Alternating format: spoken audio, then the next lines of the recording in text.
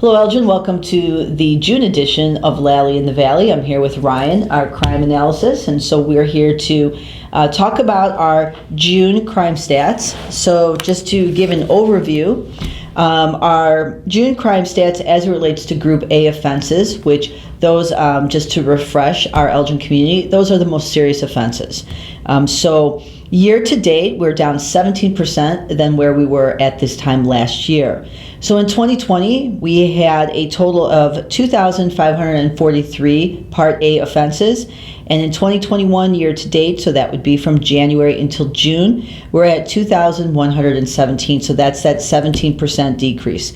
We have noticed a couple of increases in certain areas, which we'll get back to that in a second. But concerning our Group B offenses, and some of those Group B offenses do include some proactive work by officers, including DUI offenses. So our Group B offenses, we are at a 1% decline. So in 2020, we had 2,121 Part B offenses, and in 2021 year to date, January through June, we have 2,108. So that's a 1% decrease. But as I mentioned, we have some a category which is driving under the influence that's included in our Part B offenses. And so, Ryan, I know you mentioned that you did see an increase. Right, there's a small increase so far this month in our DUI offenses. And that could be also, last year at this time, we were in, a governor's order with COVID, so people were staying at home. A lot of the, whether they were restaurants or bars, were closed. So obviously, here we are a year later, and there's a lot more drivers on the road. So that is also what's contributing in part to the increase in the officers having contact with people who are eventually arrested for DUI. So that's just something to keep in mind when we talk about crime stats, which is why we do this video every month, is to put things in perspective. So it's just not numbers that you're seeing, but we're giving context behind what's actually happening in Elgin.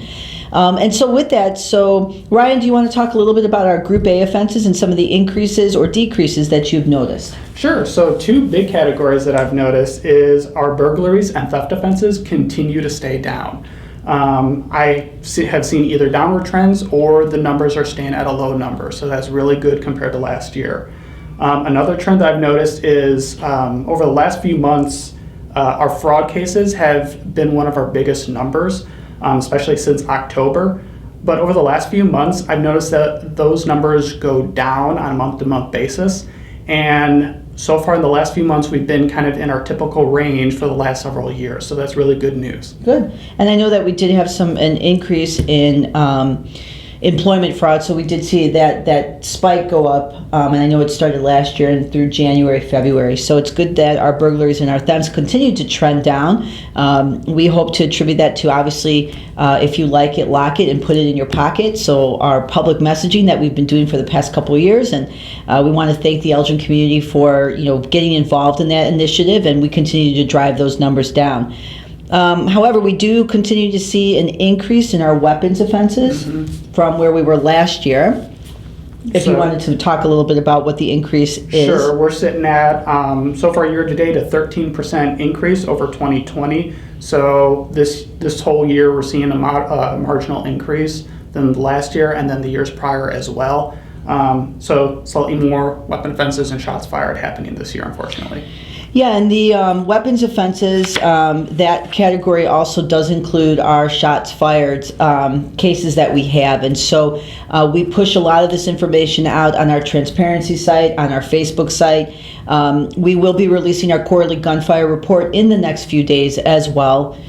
So year to date, we've had 37 shots fired incidents, which is inclusive of us just going to a location and finding evidence of a shooting, or whether a person is struck, or whether property was struck. So we've had 37 incidents, and last year at this time we were at 29. So out of those 37 incidents, we've made several arrests, and we also have cases that are outstanding, and our investigators continue to work to solve those cases.